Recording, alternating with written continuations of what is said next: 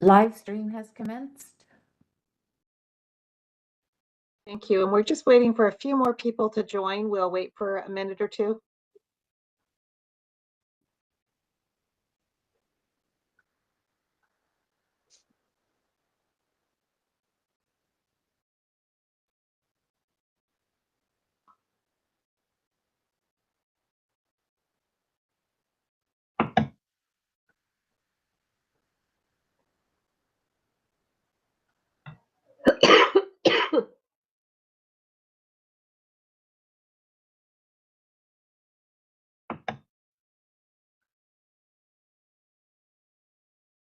Has joined, Linda.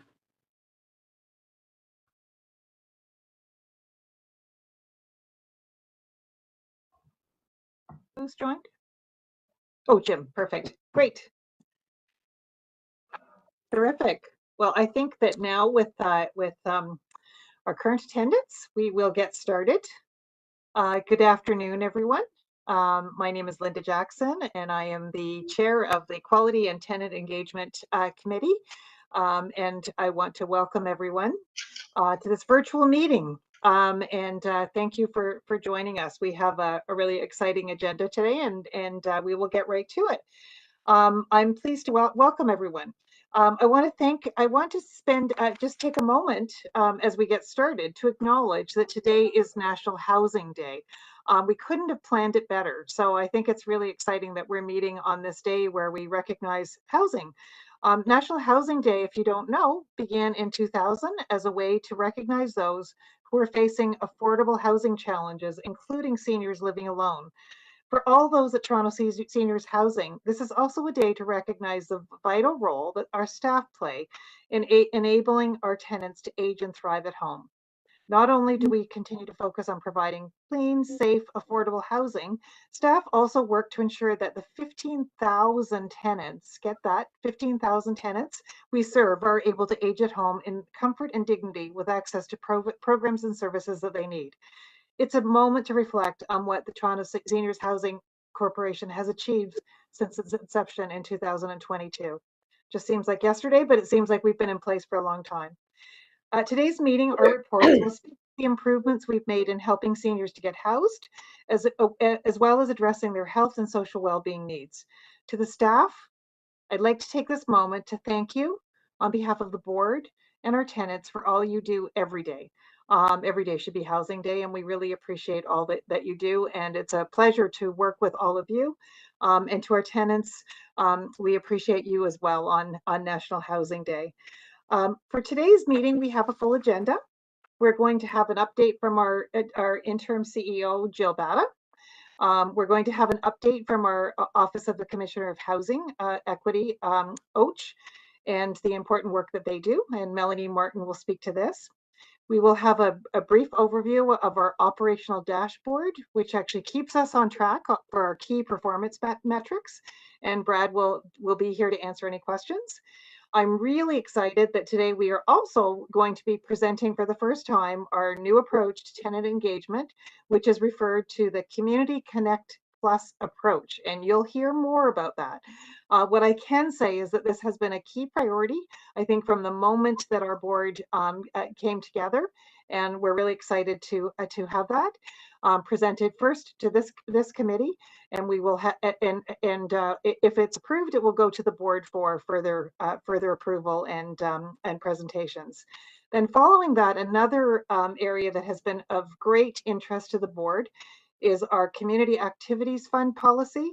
And this is also has been a key policy that's been in development for several months. And I know that many of our tenants have been waiting for this to be finalized. So we will be presenting that.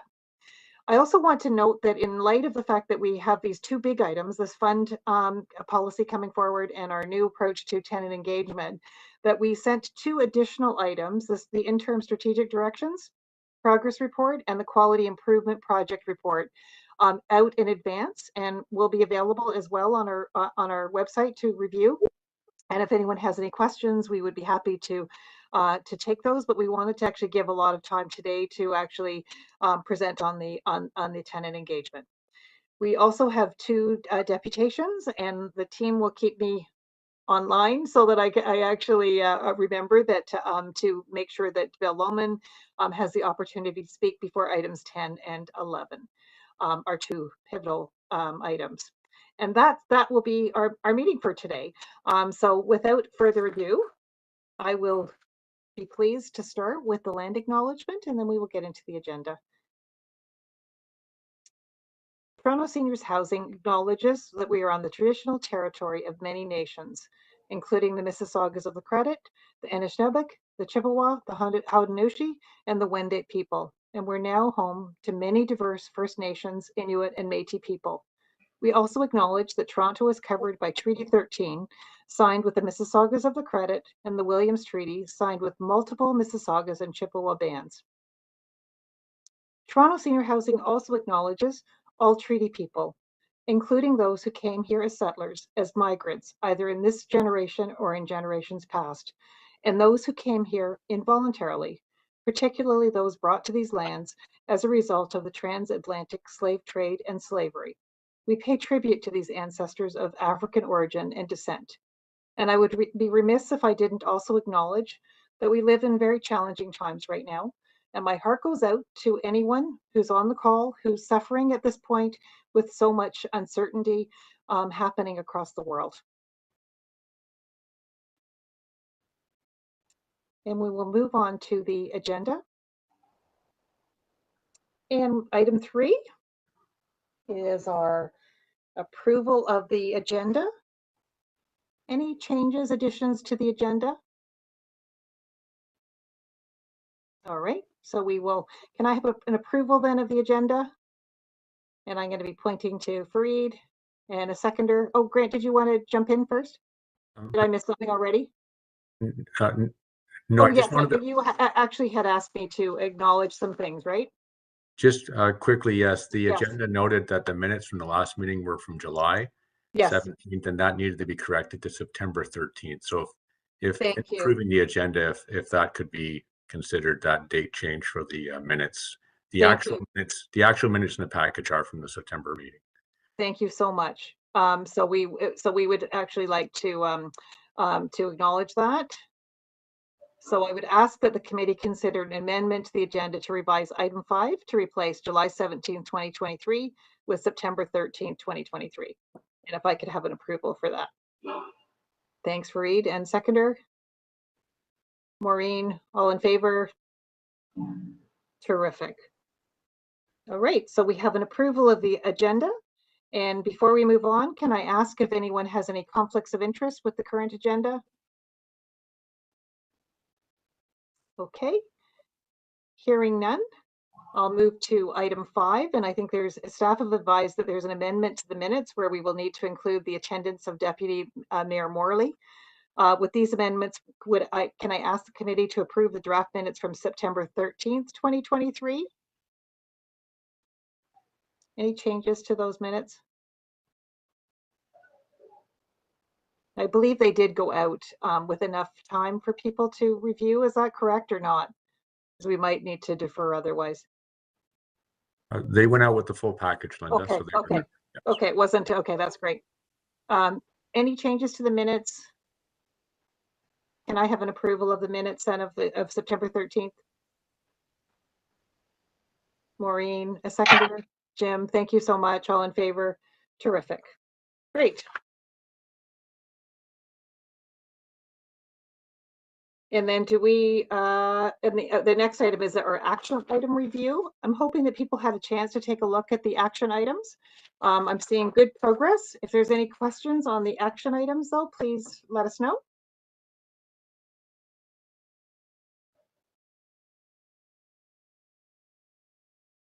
All right, we're making progress. So hearing none, we will move ahead to the CEO report. And Jill, I will pass that over to you. Great, thanks, Linda. Good afternoon, everyone. Hey, Jill. Can everyone hear me? Great. Okay, well, I'll keep it short this afternoon. So Seniors Housing is very soon going to be releasing the Tenant Experience Survey, which will start being distributed to tenants later this week. The survey will be open until mid-January, and the results will be compiled and analysis brought back to the committee in early 2024. So we look forward to getting very important feedback from our tenants and encouraging tenants to take part. We also recently concluded our third round of regional meetings with tenant leaders to socialize both the Community Connect Plus and the new tenant engagement approach, as well as a new proposed Community Activities Fund to replace the Tenant Action Fund. And so 55 of 61 active volunteers attended, and both of those items are being covered on today's agenda. Generally, there was widespread support for the changes and an appreciation for the upfront sharing of information with those really important items. And although we acknowledge there is room for improvement, tenants also told us that on balance, they really like Senior Speak with beautiful photos and tenant stories that everyone can share. We are also in the midst of getting ready to strike a new partnership table that will help improve access to services and supports for tenants across the city. And that table will include providers, staff, and tenants, and more information will be forthcoming on that. With regards to the use of space policy, this is an item that is now aligned to follow, as I mentioned, to the Community Connect Plus, which will seek to work to continue in the first half of 2024, using feedback that we've collected and input for opportunities to make improvements. And it will come back to the committee and staff and other stakeholders that will be engaged as we continue with that work. We also, on the budget front for 2024, we are continuing to work on iterative submissions with ourselves and TCHC to the city. And we will be bringing a formal update on that to the next AFRC meeting on November the 28th. And then finally, our dates for 2024 committee and boards have been drafted and have been circulated to all of our board members for feedback. And our intent is to bring that back to the December 8th board meeting for approval. So that's all my updates for today. I'll pass it back to you, Linda. Thanks, Jill. Any questions for Jill?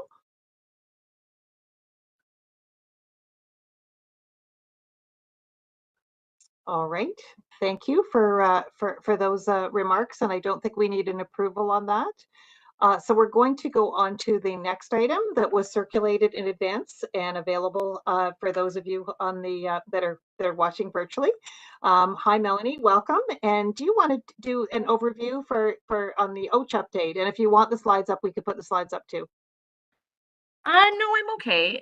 Thank you, through the chair. Thanks, Linda. I have just a brief overview I'll go through with some highlights in the report. So first, I'd like to start by identifying how this report differs from previous reports submitted to committee.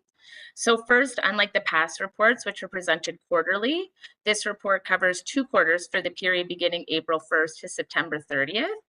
Second, we have presented the arrears picture in a new way. In this report, the arrears have been broken down into categories and differentiates a subset of arrears, which are significantly larger than they should be due to issues arising out of the COVID-19 pandemic. The reason for presenting the findings in this way is to help TSHC evaluate the success of the arrears collection process when it is applied properly to new arrears. You'll note on page 4 of my report, it demonstrates the size of the arrears when cases were referred to the OACH. The fact that most cases fell to the bottom of the 2 categories with arrears between $186 and $5,000 is positive. So it means that most arrears files are being addressed in the regions and referred to the OACH in a timely fashion, which is how the process is meant to work. So the audit findings for this period, they indicate that the greatest area of concern was serving the N4 and making direct contact with the tenant according to the prescribed timelines. That being said, these issues improve quarter over quarter, as you'll see in the report. Lastly, we included an appendix, and it includes the systemic recommendations that the OACH made to TCHC in our biannual report for the first half of the year. And I have included these for you as information, as well as for the committee members to consider if you think any of these recommendations would or could have an impact on TSHC. So that's just a brief overview of the report, and I welcome any feedback that you guys may have.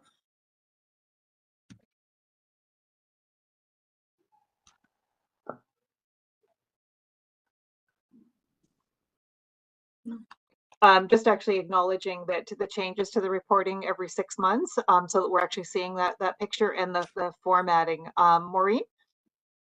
I just wanted to thank Melanie for her report and the lovely readable Yeah. way that it's presented. I appreciate it. Thank you. Thank you. Yeah, I agree, Maureen. And I was really also very pleased to see that the reducing of the amount of arrears, that they're not a significant amounts, and that actually really we don't want people to actually get so far ahead and in the timeliness. So thank you. And I do think actually the recommendations were helpful too to pull out in the appendix.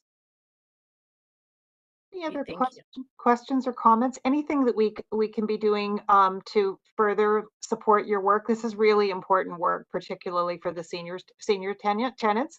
We'll be reminded that OACH was set up because of an eviction of a senior. And I'm always reminded of that, you know, we want to actually be proactive, and it sounds like we're doing that. Yes, thank you. I think that we're working, OACH and the Toronto Seniors Corporation is working great together. And I think next year, especially as we implement these new systems improvements with homes, and also some pilot programs that are going for people with a large arrears balances, that will do some other great work next year. So I'm looking forward to that. Great, thank you. Maureen? Just one question. I know that you've recommended that we go to 6 months, or you go to 6 months reporting, and mentioned in there that that's what TCHC does, and I thought, well, that's not a standard we actually want to measure by. But I'm wondering what the purpose of the 6 month is. Is it just that there's so much more work involved in the 3 months reporting, or I'm wondering what other people feel is 6 months enough?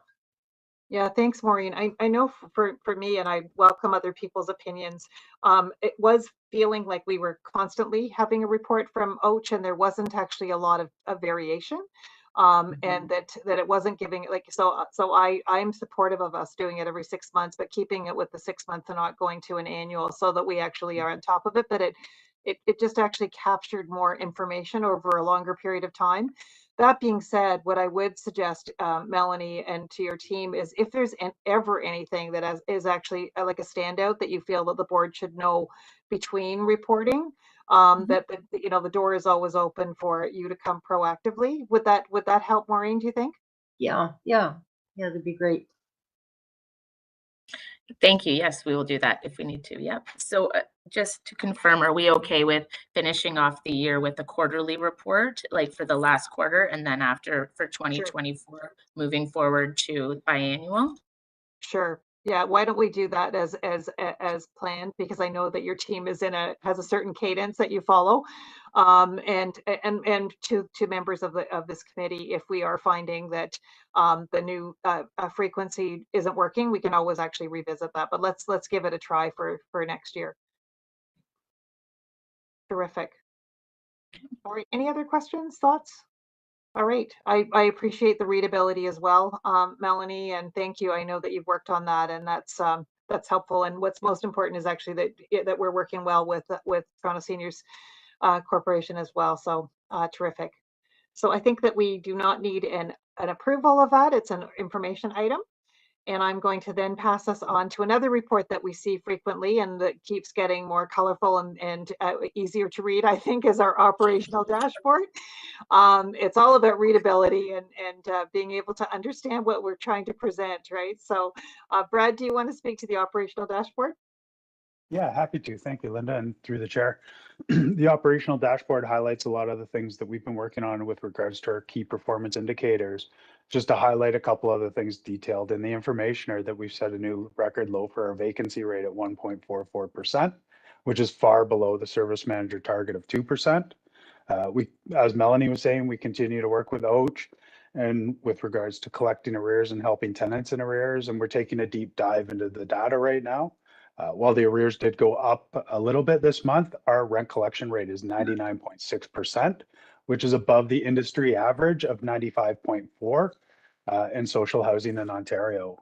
We also set a new standard, and with regards to our reporting, where 10% of our tenants have arrears files, and the industry average is 18.2. So we continue to use the data to make informed decisions on our resources. The other big item that's contained in the operational dashboard that I'll just highlight is we did complete the pest control cleanout, which was one of the major items out of the QIP. We're still dealing with the data and kind of circling back with the tenants and ensuring that they get the supports that they need. But we had a lot of success through it. We realized that 50% of the tenants were not reporting issues, and it's important for us to get into the units and get a sight line on what's going on inside some of the apartments. With that, I'll take any questions you have with regards to the information in the dashboard. Great. Maureen? Um, And then yeah, I have a couple, Brad, and thank you for that. This is great work. The 50% of people that are not reporting, that is a great finding. Now you've got those numbers and now you can work with them. And that's so good to see. It really is. Because now new efforts can be designed to work around that. The other thing, and I think this is in yours, I don't have the package in front of me. I was going to ask you about the community safety advisors. There's a new one hired. Now, first question is are those TSHC employees or TCHC employees? Yeah, through the chair. CSU is a shared service, and the community safety advisors are part of Toronto Community Housing, and specifically the community safety unit over there. Happy to announce that we did present the CSU department with our recommendations coming out of the safety and security QIP. And as a result, one of the recommendations was for additional community safety advisor, which has been allocated to TSHC. That's great. Will they have any direct engagement with tenants on whole? Yeah, through the chair, absolutely. That is a big part of what we're trying to do, is some of the tenant outreach and some of the tenant engagement with regards to it. The second advisor has been critical with regards to providing us with information and data that's allowed to make us informed decisions and reallocate some of our resources, as well as direct some of our capital funds to upgrades with regards to CCTV and doors and locks and things like that. Okay, great.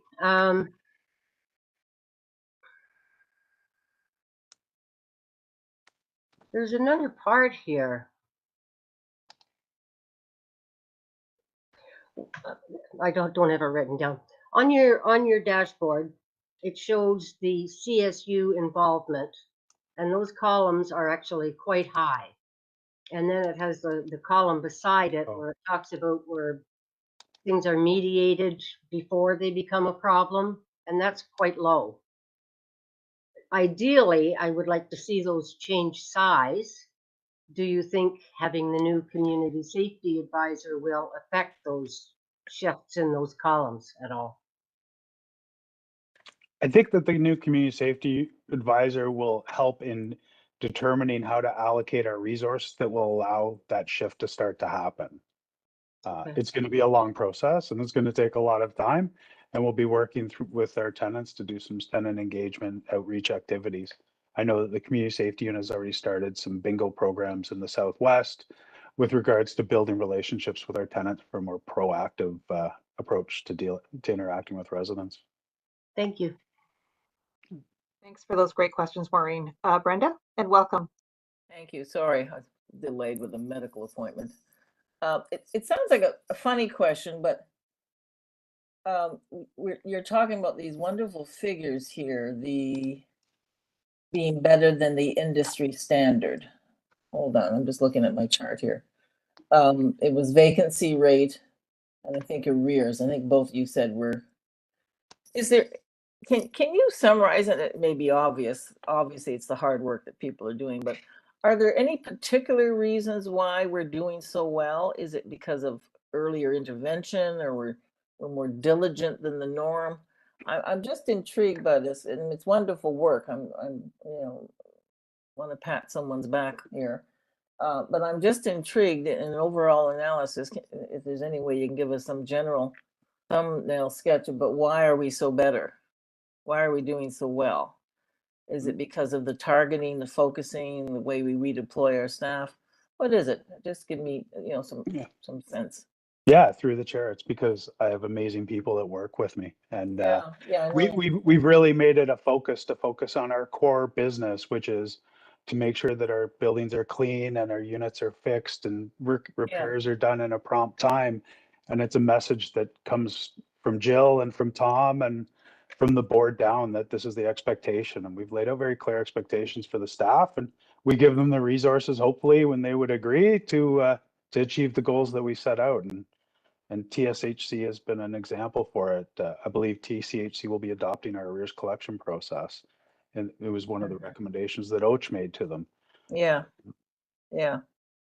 Well, bravo to everyone, all the staff, and I just think it's I don't know, I just think it might be worthy of a little article almost to share our experience with others, because It's a really good point, Brenda. I mean, this is, I mean, I know nothing about industry standards, but I look at these numbers and thinking, holy dang, this is good. And it also speaks to the leadership and how important leadership is, not only just frontline people, but the leadership to give them direction and focus. And I appreciate that from everyone, frontline staff as well as management.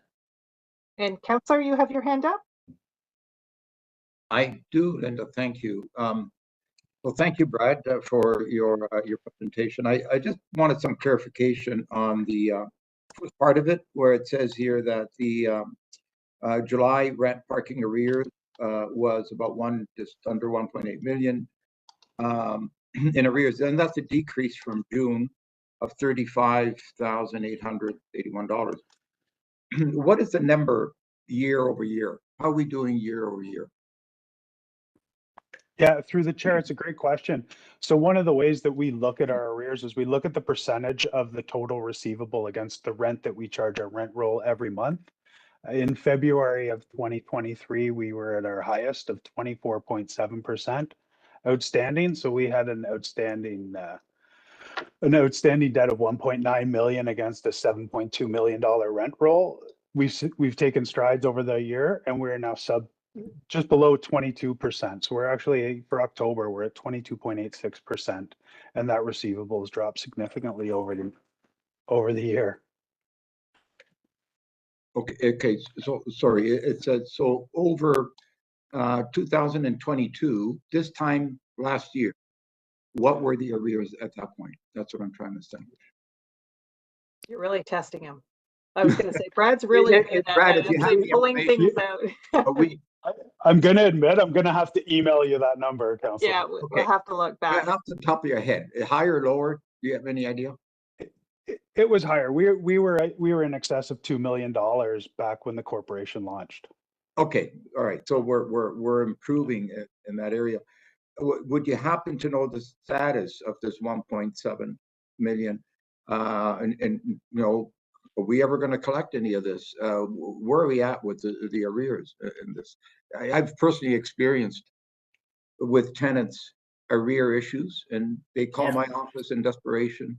They don't want to be evicted. It's a sad situation. People get in these predicaments, and what's the right answer? You evict them, they're on the street. So that isn't the right answer either. Yeah, so, thank goodness we have OCH to help us with that, right? Too. Yeah. So, Brad, do you want to comment? Do you have anything? If you have a status on this, like, do we know? Yeah, just a high level comment on it. COVID and the pandemic really puts people in some financial hardship and behind, and the suspension of all rent collection and rent calculations and that. And it's something that we're working with the City of Toronto and the service manager through the Housing Secretariat's office right now on is what the status is of those files, how we should move those files forward, and collect the rent. The other thing I'd mention is that the tenants are still TCHC tenants. So when a tenant declares bankruptcy or something in that effect happens to them, we rely on TCHC to write those balances off as they become uncollectible. And we're in the process of putting together kind of that bucket of uncollectible rent that we never will really collect. and speak to the service manager as well as TCHC about kind of what the move forward is on that amount. Okay. Thanks, No, I Brad. understand. That's the reality of it. So, all right. Thank Thank you. Chair. Thank you for, and good question. It's good that it's going in the right direction. Jim, and then Freed. I just wanted to say that since TSHC has taken over this building, it's been totally transformed. It's clean every day. There's a cleaner here every day. We have an off-site super, but the cleaner comes every day, and just so much has been done to improve the building. And from my point of view, the getting rid of the pest in the building was the biggest win of all, because since we've taken over this building, it's become pest free, and I think that's as a result of what's going on with listening to tenants. And so I just want to thank Brad and everybody on the staff that was involved in this. Just thank you. Thank you, Jim, for bringing the real life experience, and it really warms my heart to hear that. Fareed, did you want to comment? Yeah, thanks. Just very quickly, and to follow up on Councillor Crisanti's point about the parking arrears. Brad, I thought, isn't it TCHC that collect the rent on our behalf for the parking, or do they manage the lots? Yeah, through the chair, when we use the term rent parking arrears, it's not meant for the commercial, which you're correct, that is part of TCHC, and they collect and that amount is commercial revenue. This refers to the rent park refers to the rent and the parking charge that our tenants pay, and we collect that from them. Okay, thanks. I just want to make that sort of subtle clarity. So thank you. Thanks. Thank you very much for all the work, Brad, and your comments about your team. I do recall a time when actually a board was very concerned about vacancy rates, and it was often around the turnover of the units. It does actually take a whole chain of processes and people. So thank you for that work. Jim, is that a legacy hand, an old hand? Your hand. Oh, your hand was up. Okay, thank you.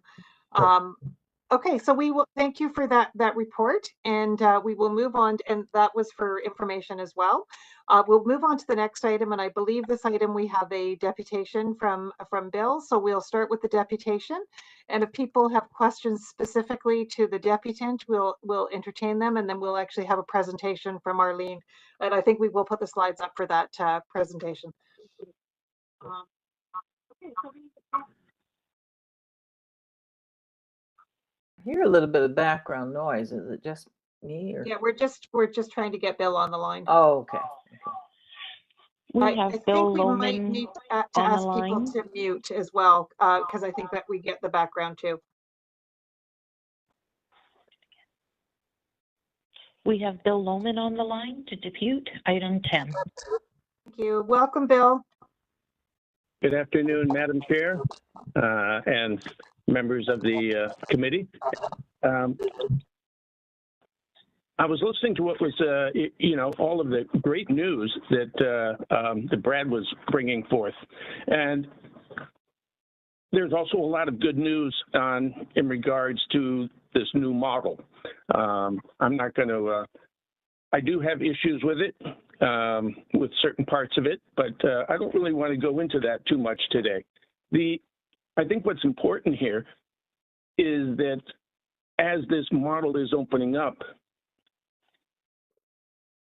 the role, it's where the role of tenants play in this model. And I think what we're trying to do in our building is a way to try to bring these different silos together. And we do that through a roundtable with the different agencies and with housing and with Baycrest, and we use that as a platform of communication. And I think that when we look at the model that's in place, we're talking about a partnership table that's going to kind of overlook how everything is going to work. but there also needs to be something that's happening at the building level as well. And so I think that, you know, that because we've been playing with this model and we've been involved with Baycrest, we've been able to bring many of the supports into the building that tenants need and that tenants want. We have monthly meetings to get ideas from tenants. This new model is talking about, you know, tenant circles. And we're supporting that as well. We have a group that wants to start poetry. And so it's a mix between Russian poetry and English poetry, and we're trying to find translations. There's another group that wants to start a singing group. So, and this has been, we've been able to do this, I think, in a way, because the role that I was playing, I stepped back from it to allow others or to encourage others to step forward. So I think, you know, these are the kinds of questions that I would hope get taken into consideration as this model unfolds. And I think that in particular, when it comes to how we're integrating this model, there's some questions about, you know, where is the balance between the needs of tenants and their rights and, you know, what the hospitals are looking at and how they want to implement things into our communities. You know, we need to remember that the integrated service model itself is a 4U model. It doesn't have tenants included in it. So that accountability is from everybody but tenants. And so we're trying to address that in a way by using a roundtable, by bringing some of that same information down into the community where those decisions can be made. And so I'm really hopeful about this model going forward, but it's clearly going to be a lot of work. It's going to be a lot of work on the ground. And I think there's going to need to be, you know, a good bit of support, you know, to get tenants encouraged and wanting to come up with their ideas. So thank you very much. Thanks, Bill. And if there aren't any other any questions for Bill, I think maybe Arlene can address some of those comments as through the presentation, having seen the slides. Can I pass it on to you and your team? I think it's a team tag approach for the presentation, but over to you, Arlene. Thank you so much, Linda, and thank you, Bill, for your deputation. I'm getting an echo. Yeah. If everybody can just mute. Listening to me speak once is enough. Listening to me in echo would just be terrifying.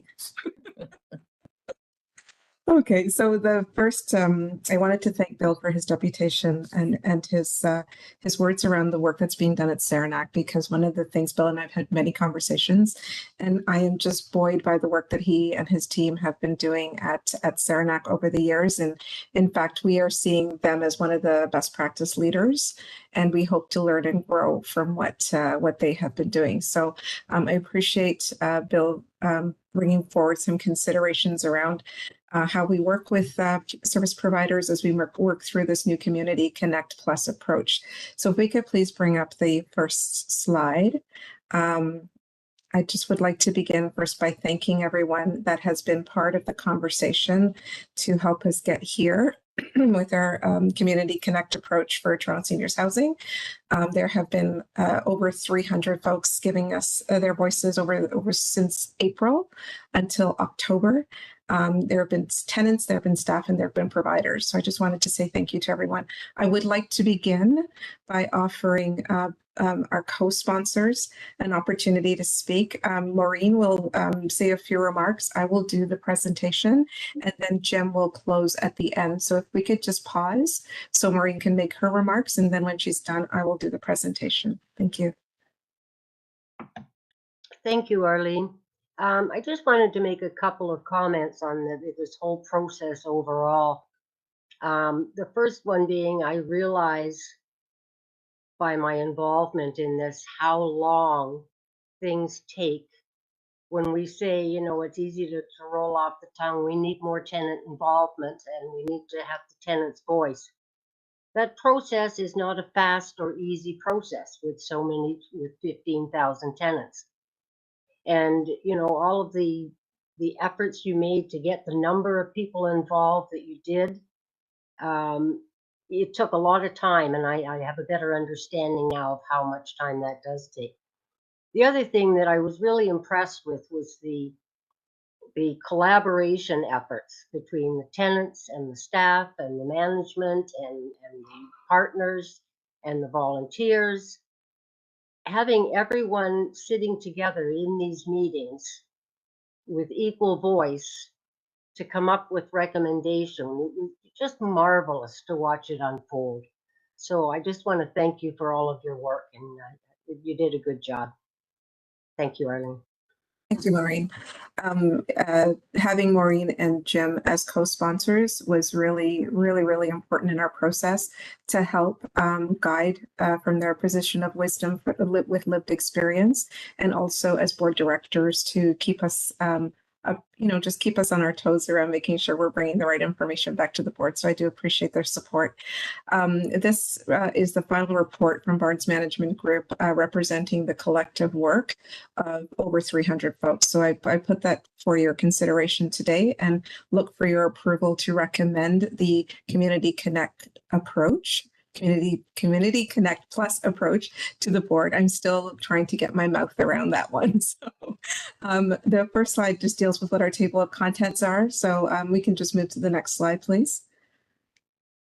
So in terms of just a high level summary, this just speaks to the process that we undertook, reviewing reports, meeting with stakeholders, facilitating focus groups, all of those important pieces that Maureen alluded to around co-design and speaking with a variety of stakeholders to get input to what is now Community Connect Plus, the proposed approach to tenant engagement moving forward. The document describes what we envisage. It describes it at the high level. It is not the detailed implementation plan that I think maybe you would want to see moving forward, but we needed to make sure that we had agreement in principle to move forward with the approach, and then we will be working on the more detailed implementation plan, which once again will include tenants and staff in that conversation. If we can move to the next slide, please. So Community Connect Plus is designed to do a couple of things. One, the important thing is to recognize that there are many, many volunteers in our community already who are doing great work. Tenant volunteers are stepping up and doing great work and have been doing great work. We don't want to discard the hard work that's been done. We'd like to honor that, and we'd like to move forward with a system and process that allows us to transition over time into a new way of working with tenants that eases through a transition of change. There's been, there's lots of conversation during our co-design session about things that we need to do from a formal perspective. We need to formalize things like codes of conduct and role descriptions and terms of reference, and the continuing role of the Senior Tenants Advisory Committee. All of those things are quite formal mechanisms that we need to manage the process. And in order to develop that, we will once again be working with tenants and staff as part of the implementation planning to develop those pieces. But in the more organic nature of what people also said they wanted, we are looking to these tenant circles, and I will talk a little bit more about that in a few minutes. But they wanted to make sure that there was a way that people can participate in a model, in a way that allows them to come and go in their areas of interest without committing them to things like being a tenant leader or a tenant rep and taking on a lot of responsibility for a building, because not necessarily everyone wants to do that. So the following slides will describe in more detail what Community Connect Plus is about. The name Community Connect Plus was chosen by the co-design participants as the way they would like to see us move from the word tenant engagement to Community Connect Plus to talk about the work that we're doing to connect in with tenants through a volunteer network. If we can move to the next slide, please. So this just talks more about the participants and the various techniques that we use to gather input. As you can see, we've done a fair bit of research with people listening, relating, trying to understand, clarifying before we got to here. And in fact, when we drafted the approach after the co-design session, we did send it out for comment, and we did receive comments from several participants. For those who participated in the comments before we brought this before the board, there was 100% agreement that this is the approach that people wanted to see us take moving forward. So if we can move to the next slide, please. So the mandate behind Community Connect Plus, we know that if tenants are more active and engaged in their communities, this tends to contribute to improve physical, mental, and emotional well-being. That's what we learned through the research that BMG did and the conversations that we had with tenants. The previous models of working through tenant engagement did not address or meet the needs of senior tenants, and this model, we aim to improve that. The board also prioritized strategic, the ISD objective number 2 around tenant engagement to make sure tenants had a voice and their voices were included in community building. That was the process that we used to get to here, and it is the process that we will continue to use as we move forward with implementation. The shareholder direction also directs us to ensure that tenants have a voice in their community at various levels. And Community Connect Plus is a collaborative effort to implement activities that support these directives.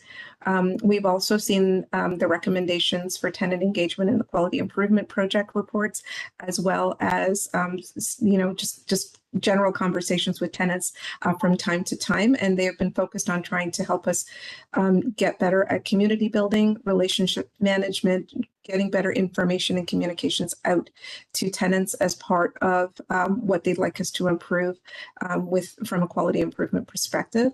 And we also learned through our research that whatever we did needed to be done with tenants and not for tenants. And we really tried to strive to have tenant voices throughout this process from the beginning. If we can move to the next slide, please. So the critical success factors for Community Connect Plus is what I call table stakes for tenants.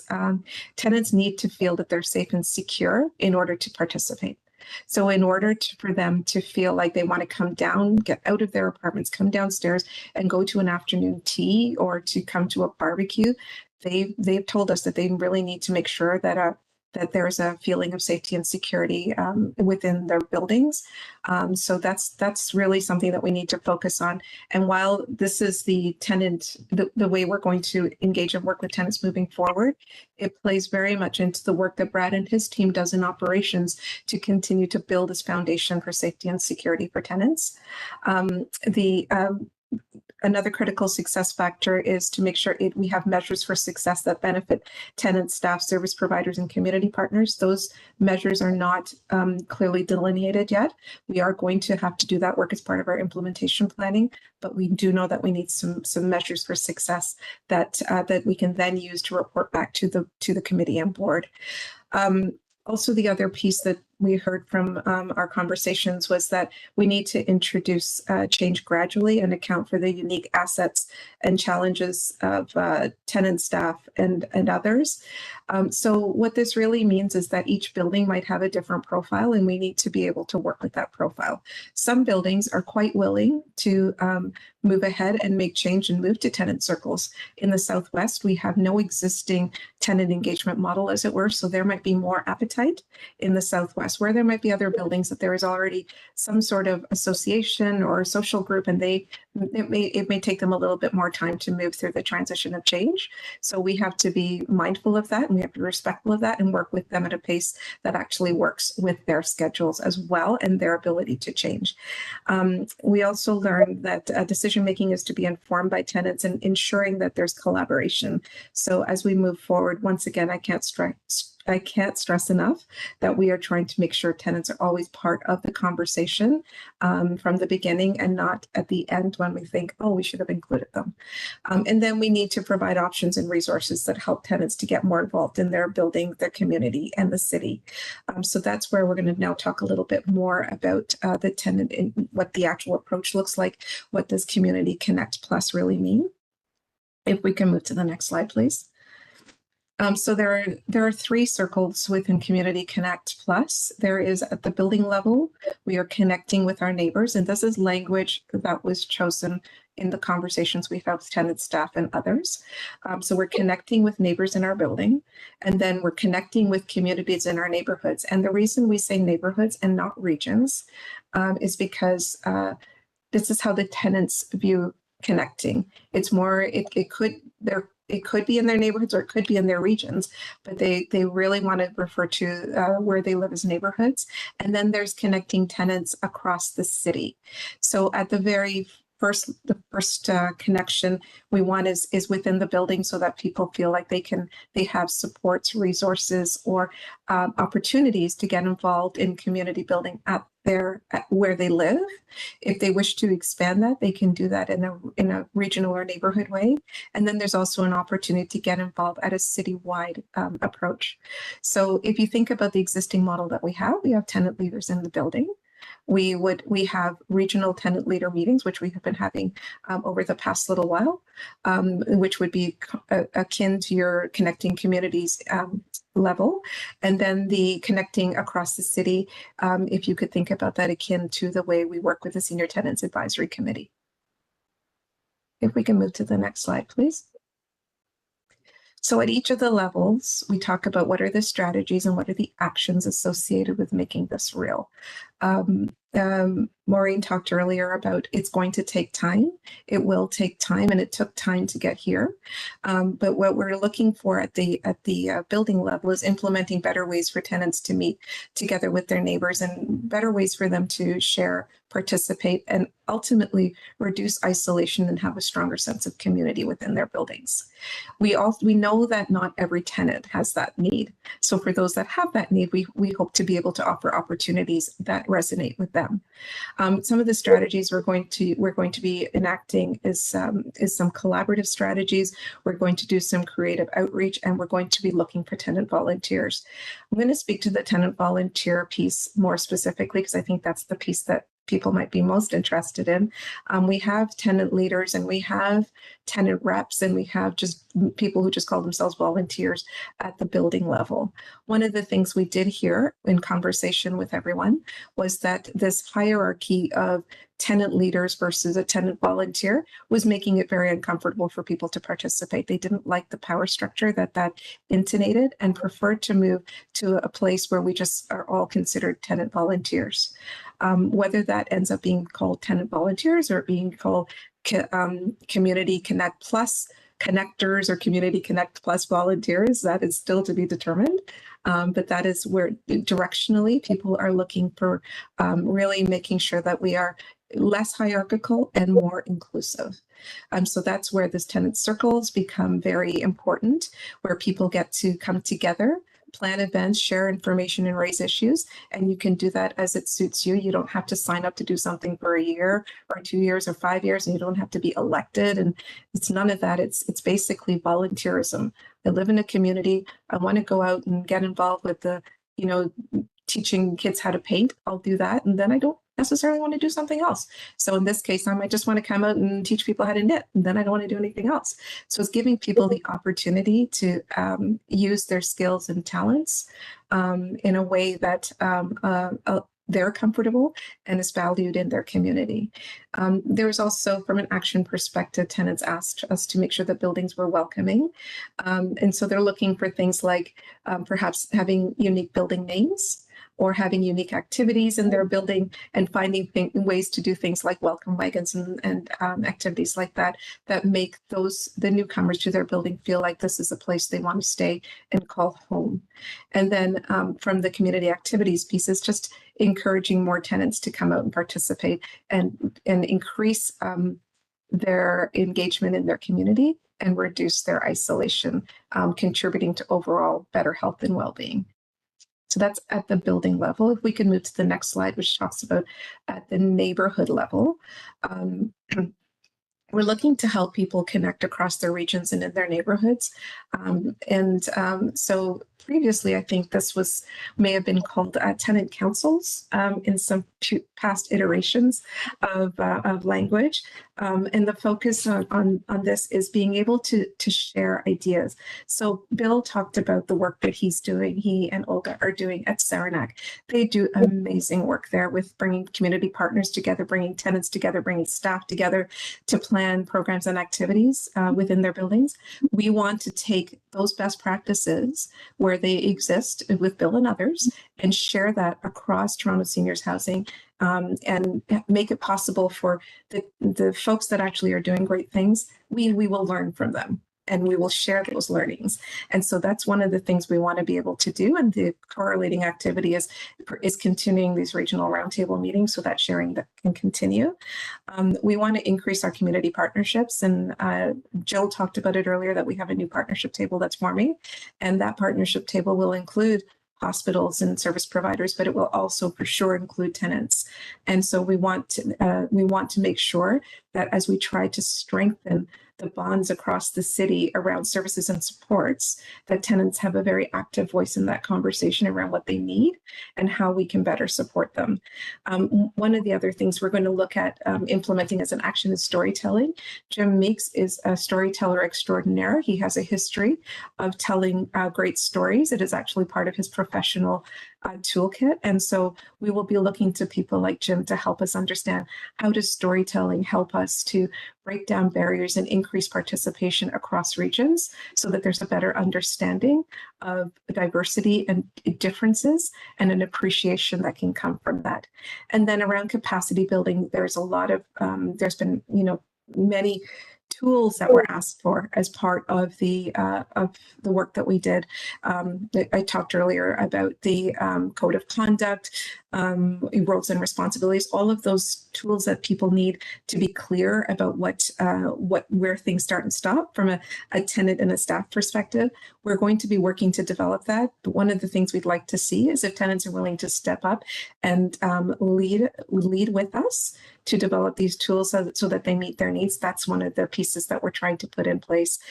So you'd see that as it relates to the community resource guide, and then as it relates to leadership training for volunteers and staff so that they have the skills with which to do that. If we can move to the next slide, please. So this slide speaks to how we connect across the city.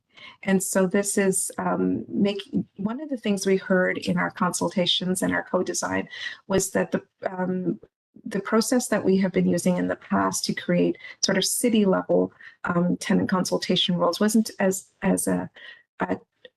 transparent as people wanted. And so they are really wanting to make sure that the process by which we have this citywide group, so something akin to STACK, for example, that that citywide group has an opportunity to be chosen from amongst their peers. So from that regional table, the folks that choose to come to the regional table, they're looking to maybe from that group choose who might sit at this citywide table to represent the interests of all tenants across the city. How that's actually going to be designed and function, again, is another piece we have to figure out, but this is what tenants were asking for as part of the citywide model. And we want to be able to make sure that we have ways to measure the work that we're doing, have an evaluation criteria to make sure that the work that they're doing is meaningful, and then making sure that we have some tools and techniques like communication solutions to help people communicate in these forums, because it's not a unilingual forum all the time. And so we just have to, meet those needs for linguistic supports where required. We also, from an action perspective, would need to look at, the terms of reference for STAC and how members are nominated and how that group might evolve moving forward. And also looking for a volunteer and staff appreciation event for the work that they're going to collaborate on moving forward. So that's the piece on the citywide. Those are the pieces within the citywide action portfolio that we have to contemplate moving forward. If we could move to the next slide, please. So the next few slide talks about what's different in this approach. And so there's 3 parts to this. The levers for change, shifting our language and looking forward. And I'll try to do that fairly quickly. If we can move forward, please.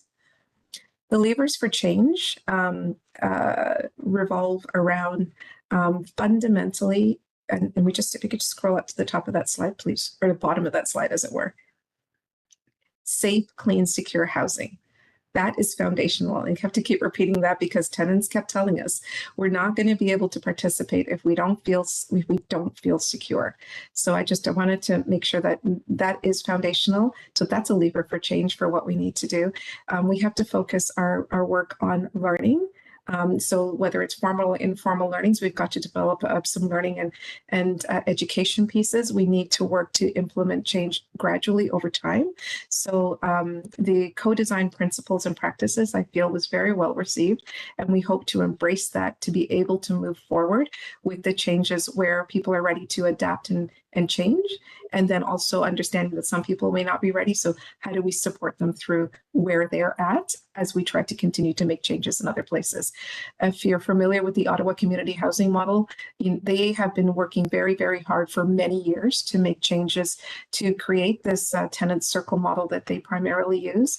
And it was not an overnight change. And as our friends at Ottawa Community Housing told us, you have to walk through the fire to get to the other side. And sometimes that just takes really long. So it's going to be change over time. We expect that there will be some folks that will immediately embrace change and want to move to these circles. And then they're just going to, some it might take a bit longer. It could take a year, it could take 2 years, it could maybe take a bit longer, but we're going to have to work through each building and each situation.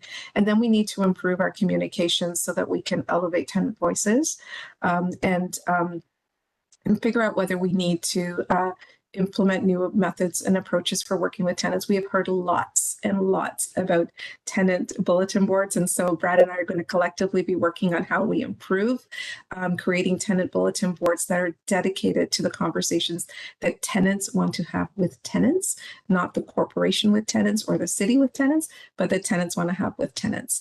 And then we have to work on increasing our linguistic accessibility. This next aspect of change is, as you can imagine, probably one of the hardest things we're going to have to deal with, which is attitude. And we need to, as we work through this, we're all looking to have good measures of patience and grace in the conversations that we have, listening to hear and understand, and also trying to give space for new opportunities and celebrate the great work that's already being done, honoring the work that tenants are already doing that is making change, being open to the fact that we may make mistakes along the way, and then being appreciative of all the work that tenants have done and will continue to do as we move forward.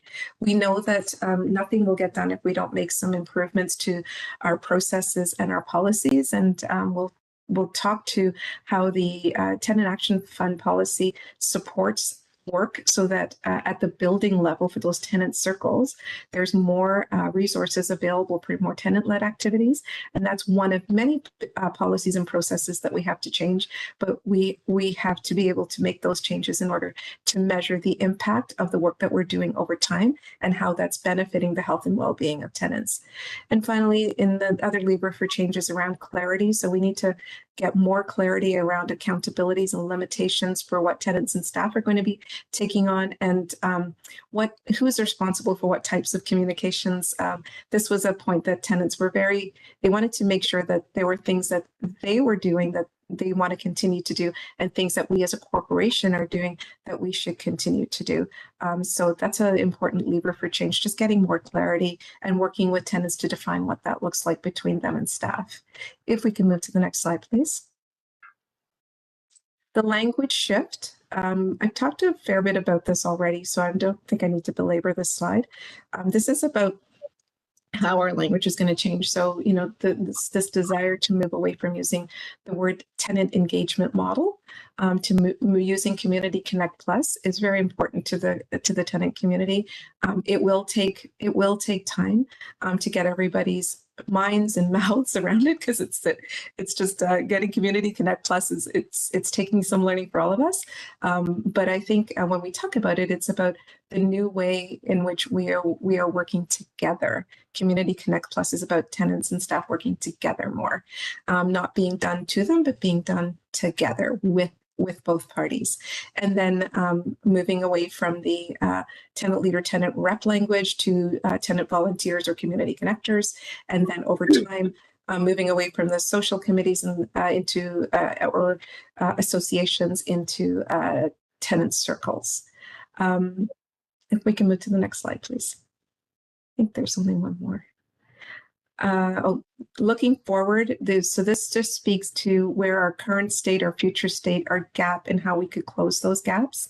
This is a fairly dense slide, but what I'd like to say about it is that we have identified some key actions around closing the gap.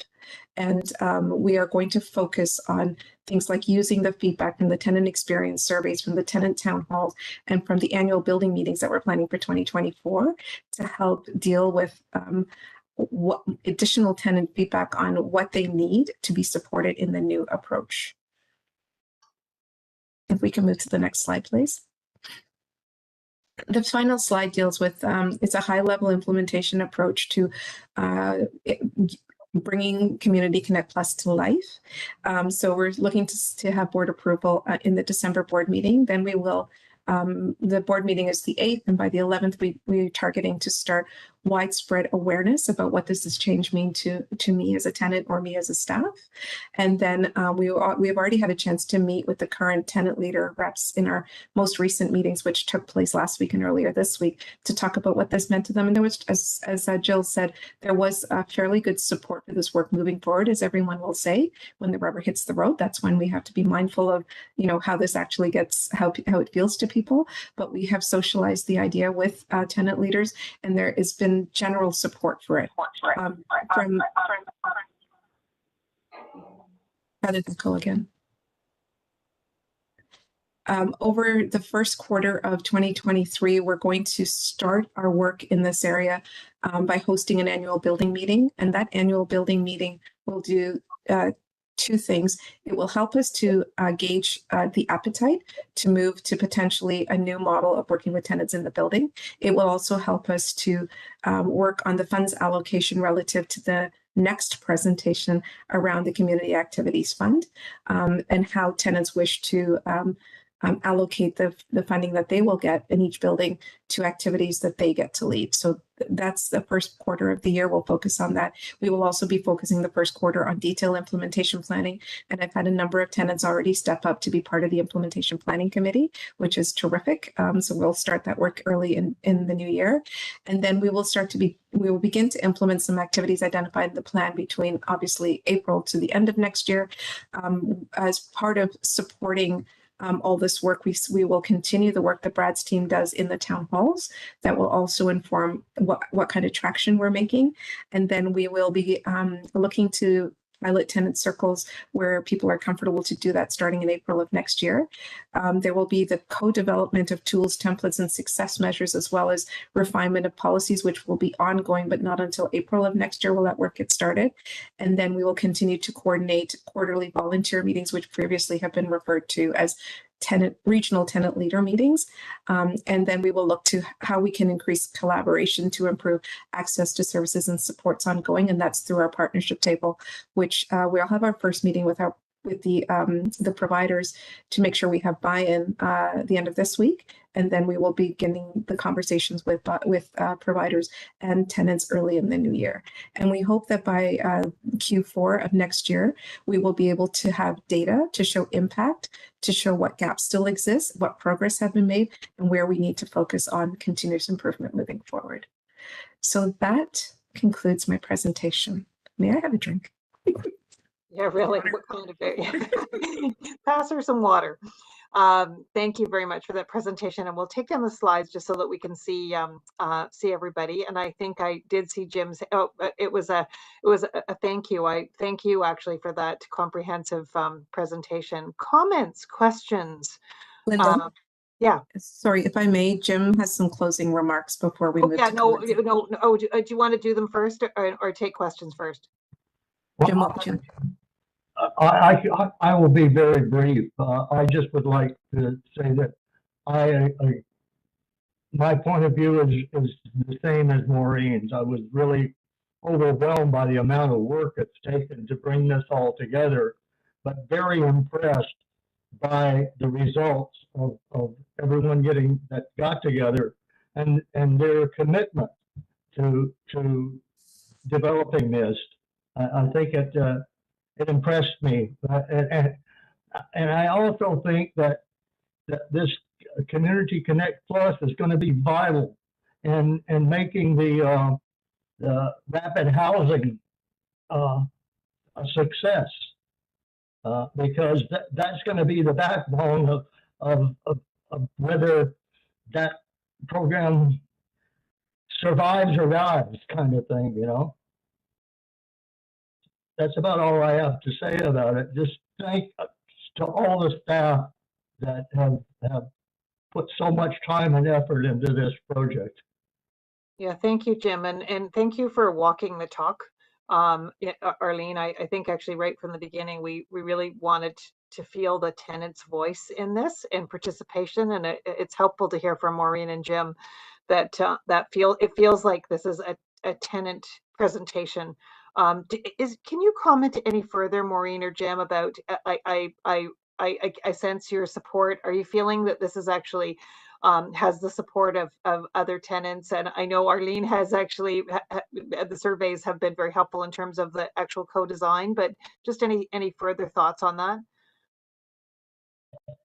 I think, go ahead, Maureen. Jim. Oh, Maureen, you're on mute.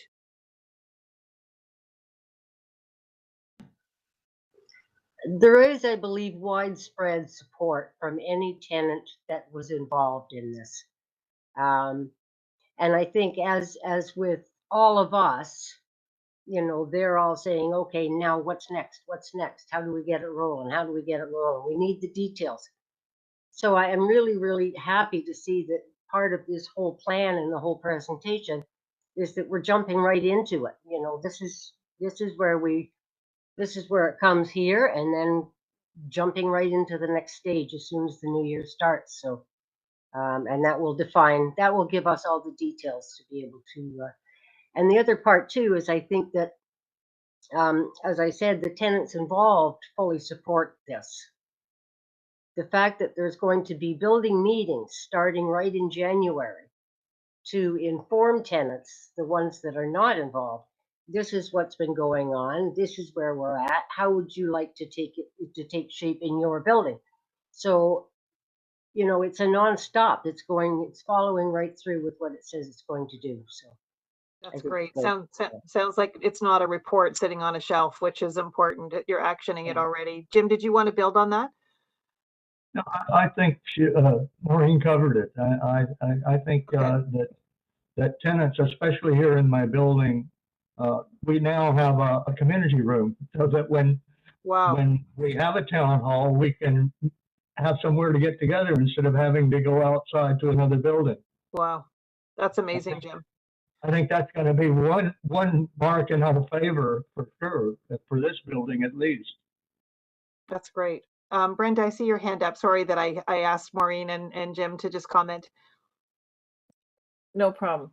A couple quick questions and then one comment. One question was, who's going to facilitate all this? Is there going to be staff assigned to be facilitators, or are we expecting the tenant leaders and somehow to come and get it? You know, I'm just wondering, you know, the details. Of course, the devil's always in details, but just is there a staff allocation of time to this, or what's the vision here about who's going to implement it? And I'm concerned about the facilitation process, you know. Arlene, I don't know if you have an answer to that. Just realized I was on mute, Brenda. My apologies. Yeah. Through the chair. So the facilitation process we're starting in January with the annual building meetings. It will be we have 4 community services coordinators. Those 4 folks are going to be meeting each one will be meeting with each building. They started to schedule those meetings already, and so they'll have between 20 and 22 building meetings in the first quarter. So between January 8th and February 28th, we will complete 83 building meetings to help set the priorities of what the buildings want and understand what they might be interested in doing as it relates to enacting the new approach to Community Connect Plus. So those staff who've been hired already, yes, is this an add-on to the responsibilities or part of what they currently are expected to do? This is what they do every day. They're just what it's doing is at a more practical level, the application of Community Connect Plus the application of being able to help tenants work through the process of the annual building meeting to decide, what activities they'd like to have, what programs they'd like to have, what equipment they'd like to have in their building. That is part of their role. Okay, and the volunteer training that you mentioned on your slide here, who's going to do that training? Because I think for success here, like how we have to teach people about democracy, these things don't come naturally. So helping the volunteers be successful in their ability to connect with other tenants, to speak up on their behalf, to learn how to advocate, to learn how to run meetings, to learn how to involve people. Okay, those are real skill sets and they're often not present. So who's going to be doing that training? So we are looking to community partners who already have developed programs to be able to support us. So we've got a really great relationship. For example, I'm not saying this is etched in stone, but for example, the NORC Ambassador Program is an excellent program around capacity building for individuals so that they can become leaders in their building. Yes, I was thinking of them. Yeah, so there's an appetite for things like that to happen with our community partners. And really the good news about that is it's the impact to us from a budget perspective is none really. If they come with the materials, it's maybe some photocopying and some space, but at the end of the day, we don't have to invent a program and we don't have to figure out all of those pieces. We're looking for where there are best practices and we're looking to leverage those partnerships to utilize them and bring them forward so that we can quickly offer those to tenants, because if we had to design and deliver them, it would take a lot longer. Yeah. And the partnership tables you speak of, these are people, by partner, you mean people who have been delivering programs or people you want to partner with in future? People who have been delivering programs. Okay, so my one concern here and what kind of brought us to this was tenants complained about this, was it Strathmere, Billy, where without any notice, Wood Green got the contract to do a whole bunch of things, and then they found that their community space was kind of taken away. I want to make sure we ensure that that doesn't happen in the future. So these partnership tables, is this where tenants will be involved in selecting who they want to partner with and what sort of programs they want to run? So I'm trying to get an overview here of it. Sure. So through the chair, Brenda, we are looking at a single partnership table to coordinate services across the city to deal with access and supports in a more equitable way across the city. So right now it's a single table. Within the buildings, however, when we do the annual building meetings, tenants will also identify what kind of services and supports they'd like in their buildings, and then we will work to secure what is not yet available to them. And so we would be looking for partnerships based on what tenants tell us they need. Okay, I just want to make sure that we don't lose sight of localized partners, because absolutely, there's different hospitals for different regions of the city, and there may be something that works in one region but doesn't necessarily apply because they don't have a mandate to service the other regions. Correct. But I don't want to lose sight of the problem with grand tables. It kind of gets in the way sometimes of implementing things, right? So sometimes things are simpler than we realize. You know, you pick up a phone, you call your local, I don't know, food bank, say, and say, is there some partnership we can do? Or your local service delivery, you know, settlement service. You know, could they come in once a month for any immigration matters? Yeah, I just don't want to lose sight of that. And my last one is, so does this mean Stack is gone as a model? I don't think it means Stack is gone as a model. I think it means that we're transitioned to something that is akin to Stack, but the participants that are at that choose to participate at that level would be chosen from a group of peers, as opposed to the process that we've been using in the past has been it's been a city-led process, which has been terrific and wonderful because it was very helpful to get us through to here. But tenants are saying they'd like to see a more tenant-led process around that.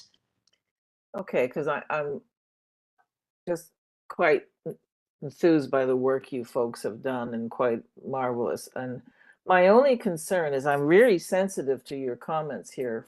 People were talking about something less hierarchical and they wanted more moving away from, reducing power dynamics and increased collaboration. I think that's a very key point and a subtle point. And I support it, but on the other hand, I'm enough of the traditionalist to know that structure is good. Hierarchy is good. And I'm just worried that if we don't have a consistent model for the whole city, we're going to have regions that are not as active, not as participating, not as forthright in their involvement or recommendations. So my only concern here in this wonderful report is there is some strength in formalizing things and having a consistent representation model for the whole city. And so for me, I'll be watching to make sure that we're not, I don't want to use a metaphor because I always confuse them, but you miss the forest for the trees, so to speak, you know, that, well, it's great to have these informant tenant circles. Who's going to run the meeting, right? Who's going to do some follow-up on something? And that usually happens when you have even a modest hierarchy of someone who's the committee chair or someone who is responsible for making sure the meeting agenda is set up and posted. So I just want to, my concern here is where's the structure for that? And I know things can be organic and come from the bottom up, but I don't trust those processes entirely. And I just want to make sure that we have some level of structure so everyone knows who's on first, including staff and other people. And so that would be kind of my main concern here. Maureen would like to respond. Please, to Brenda. please. Okay. Go ahead, Maureen. Yeah, Maureen and I've had these conversations. Yes, thanks, Brenda, for everything you put forward here. I agree with you, and yes, it all sounds lovely. Giving each building the opportunity to choose how they want their tenant circle set up, but there will need to be some structure. And I'm hoping that when staff go out and put on these building meetings to introduce this whole thing, that they can play a bit of a devil's advocate role so that they can say, all right, well, that's a good idea, but how is it going to work in this situation? Or again, who's going to run things? So some of this might have to be the way I'm hoping it will shape up, and it's not up to me, it's up to the tenants, but instead of having a tenant leader who gets burned out or yes, wears exactly. a power hat, perhaps there's a sharing of tasks. Absolutely. So that everybody can work together. And those are the questions that need to be put forward to tease the information back out from tenants at these meetings. And I don't want to overburden those 4 community service coordinators and thinking that they're going to be the ones doing all this work and facilitation, because it will take more than just 4 people, obviously. But I just want to say I like the general trend here, and I like this increasing democracy. And I've always spoken in terms of tenant control of the building. I mean, I got a grander plan in my brain. There's no reason. So I'm happy to have people get involved and control. I mean, that's important for me. But that only kind of works when you have structure. Let's see how it goes. I mean, I think what they're saying is that the process does not actually preclude each of the buildings developing a structure. And actually, you provided some structure in terms of how we get there. I think in my mind, Jim, did you want to make a last comment? Well, from what I understood, Arlene to say is that we would be using the model that's already been functioning as a tenant circle that the deputant spoke about, and that they have some kind of structure there, I'm sure. Exactly.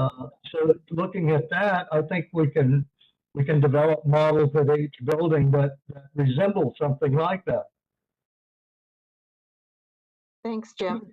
And Arlene, do you want to make a last comment? And then I'm going to look for an approval to bring this to the board. I just wanted to just say on this issue of structure, of course, there will need to be some levels of structure to help us manage, specifically as it relates to the citywide model around stack. That will stay as it is a structure that's sorry. Why will it stay? If you're going to go to the tenant circles, why would you maintain the stack as it exists in terms of being a council directed group? We will continue to hold the group. It's just how we come to the membership for the group that may be modified based on the feedback that we've received. So maybe, Arlene, for the board presentation, we might want to just add a clarifying document, because I think we could go down a rabbit hole with the discussion around stack. But I think the question is, what is the, how does this actually change, or if at all, and kind of just clarifying that, because I think it, for those of us who haven't been as involved with stack and as involved with this process, it might be not be totally apparent. Jill? Yeah, that's a great idea, Linda. Maybe for the board presentation, we can identify the kind of purview and contributions of stack versus what we're talking about in Connect Plus. So we'll do that. We'll work to do that for the board. Great. And it maybe even like city, the city, any input that they have in terms of how stack actually connects with this. It was a really good question, Brendan. I think it will come up at the board as well. And Linda, one last point is I think this process and the hard work people have done, if we recall going back, there was a desire by the city, and I think it came through council, at one point to kind of see each Toronto Seniors building as a hub for the whole community. And I was concerned about that, and I think that's overarching reach. So I think this has changed. And I like your connecting with neighborhoods, right? I think that's good. But I think this is better instead of viewing and putting too much of a burden, in my humble opinion, on the TSHC to be this representative community deliverer. That's unrealistic. Let's just do what we do and do it well. Yeah, we've come a long way, and it's an incredible amount of work. I want to thank Arlene and Maureen and Jim and so many tenants who actually participated in this. As somebody said, this was long, hard work. Can I ask if we are comfortable giving an approval for this to go to the board for more of an abbreviated presentation, but just and also with the stack commentary? Yeah. Anyone? Would you be comfortable making that motion? Anyone? We could still take it from Maureen or Jim too, or Brenda. Brenda and the seconder, and Maureen. Perfect. All in favor? Woot. That's amazing. Thank you so much.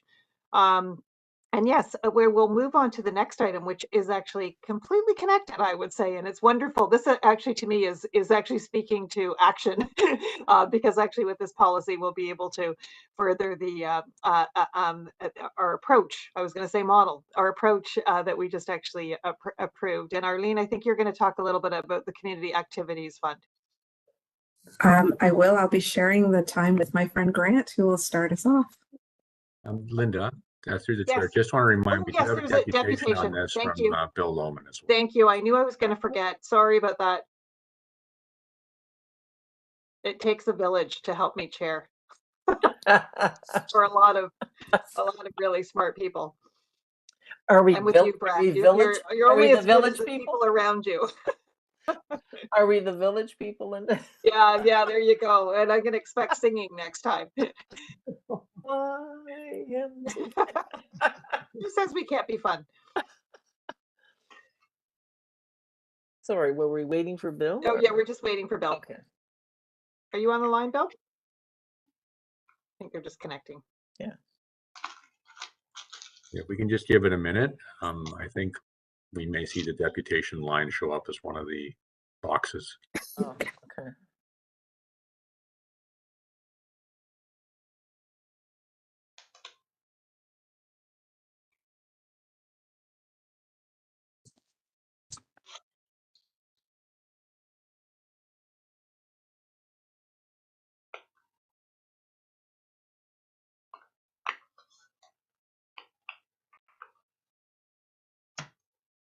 Sorry, it seems like we're having some technical difficulties. We do have Bill on the line. Just give us a moment, please. Thank you.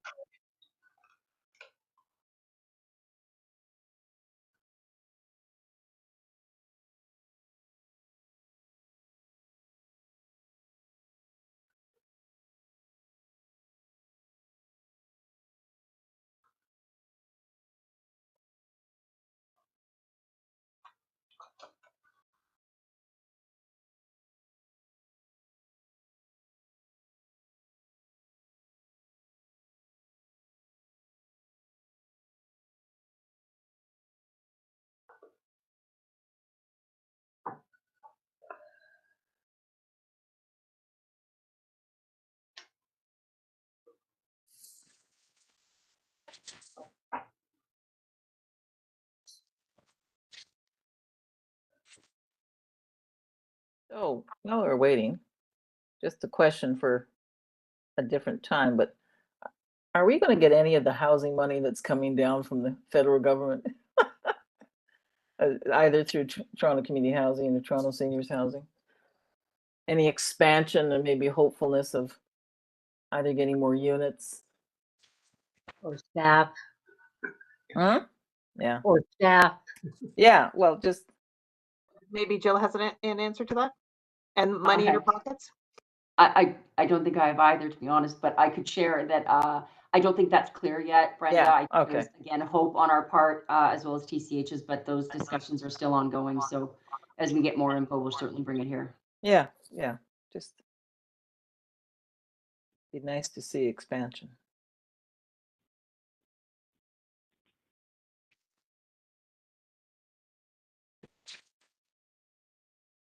Any luck on is it still a technical difficulty?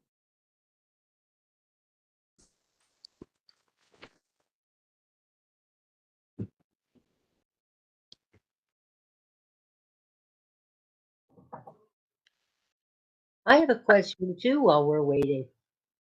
I know that the ISM documents, the attachments were added in.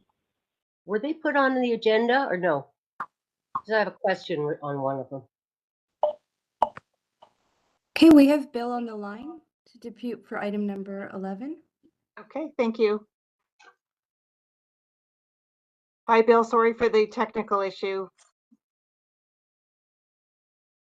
Hello. Hi there. Sorry about the technical issue. Go ahead, Bill. Oh, thank you. Thank you, and good afternoon again.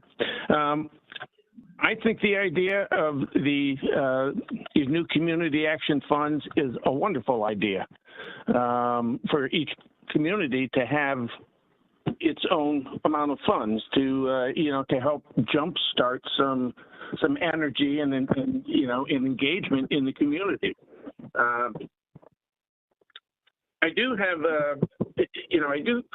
I do question that that the decisions about how this funding is going to be utilized over the course of a year, that it's being made once a year.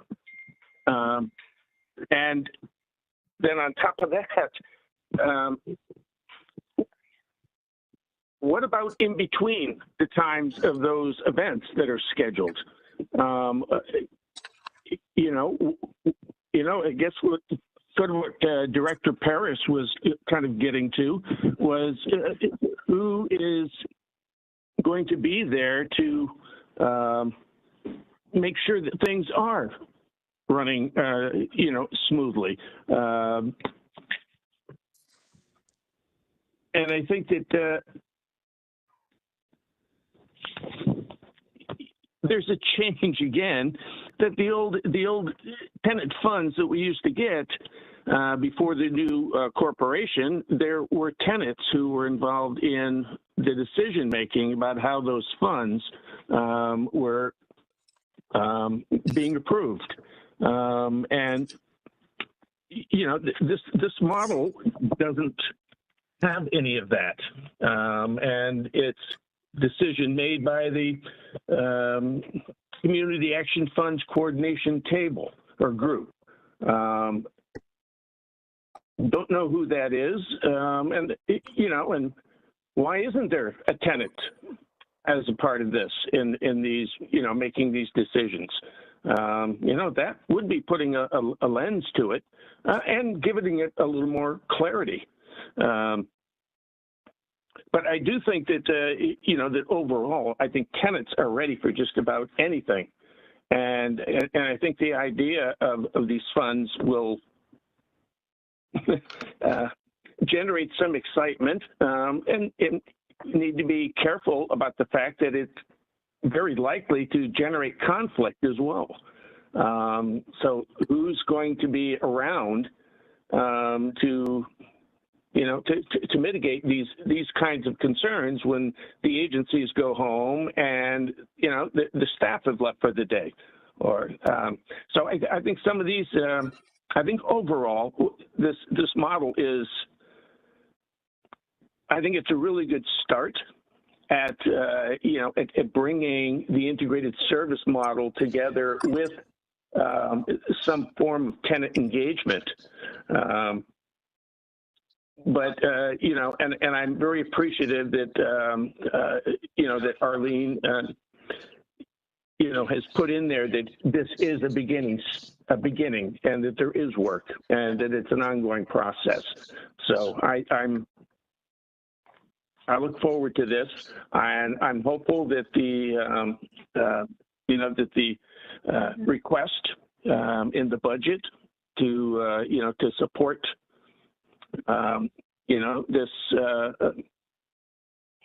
this Community Action Fund program, that it gets passed by by City Council, so that we can move forward.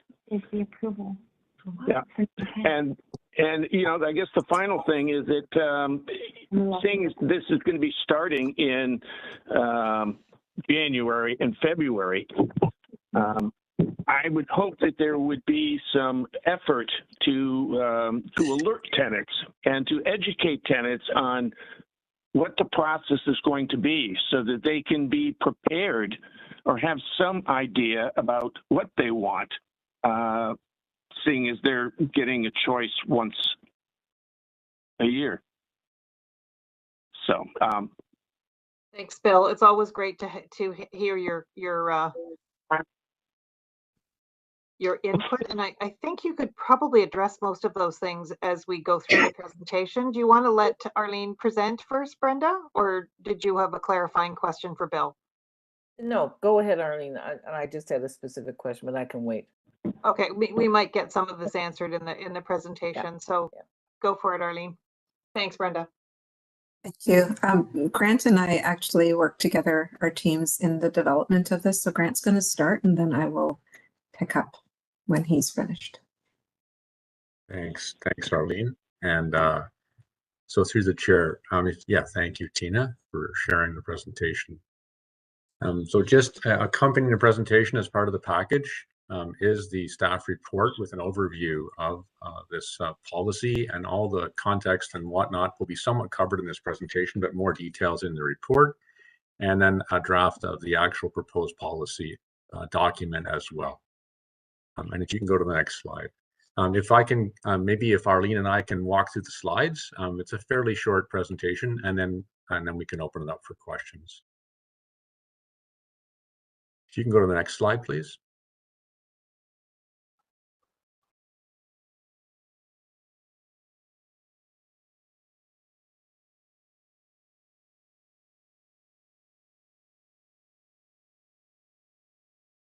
I'm not sure if you're seeing the next slide. I haven't seen it yet on my screen. Okay. Are you able to scroll to the, thank you so much. Thanks, Tina. Sometimes there is a bit of a delay on the advancing of the slides. So the overarching statements on this slide, summarize the purpose of this new thing that's going to be called the Community Activities Fund, or CAF or CAF. And you'll see that this is a new name to something that was previously referred to as the Tenant Action Fund, or TAF. And the intent is to provide funding for tenants to support community development projects and initiatives. And the new model, and Bill talked a little bit about it in his deputation, will have an allocation of funding to each building on an annual basis. And in the subsequent slides, we'll talk about that allocation. There will be this new annual building meeting process that Arlene has actually already spoken to when she was talking about Community Connect Plus earlier. It'll be integrated into some of the work around getting the priorities for the Community Activities Fund. The Activities Fund coordination table, which Bill spoke to, is something that will be introduced, and it will be a coordination table to look at equitably distributing the funds, but the decisions around the actual funds and the discussions will happen in those building meetings, and we'll talk about that. And then when approved, TSHE staff will order the requested goods or services. And the goal here is to reduce the need for tenants to get involved in this type of activity and to help support them with it. So it's more straightforward and simpler. Next slide, please. In terms of the journey for how we got from where we were to now where we are, if the board recalls, back at transition time in June of last year, there was an interim approach taken to what was then called the Tenants Funds Distribution, or Tenant Action Funds policy we brought forward. And that actually was a carry forward from a policy and approach at TCHC at the time. Subsequent to that, and from the listening tours and other aspects of feedback, we also had identified that as a priority policy for review. So we engaged Health Commons in November of last year to get it to start to gather feedback on the existing policy. And then they did work together to get input on this particular policy. Actually, they worked on the use of space policy as well, and other priority tenant policies. Today, we're focusing on the activities funds, but there's other pieces to that work as well. Subsequent to that, earlier this year in the late spring and into the summer, we did do more cross consultations, including speaking with STAC later in the summer. And now ultimately here we are today with a draft of the policy and approach for consideration. Ultimately, if this is approved today, we're looking forward to move to board in December. The launch of the policy, and we'll talk a bit about this a little bit later on, would actually be in Q2 or April of 2024, because there will need to be a bit of time to ramp up to get ready for the implementation. Next slide, please. So what are some of the key policy changes? And this is a fairly detailed policy, but we've tried to summarize some of the things that are going to be a little different. The first thing, of course, is the name. Previously, the Tenants Funds Distribution Policy, now the Community Activities Funds Policy. It's really about supporting tenants in the community development, community activities, and for events and activities in their buildings. There are different types of equipment, smaller equipment that's also included in this. We'll talk about this new funding model allocation and the annual budget. And it is based on experience and sort of what we've seen and what's been successful in terms of the learnings from that experience and how we can see it modeled out across the broader 83 buildings. This annual building planning meeting, with tenants is really pivotal to this.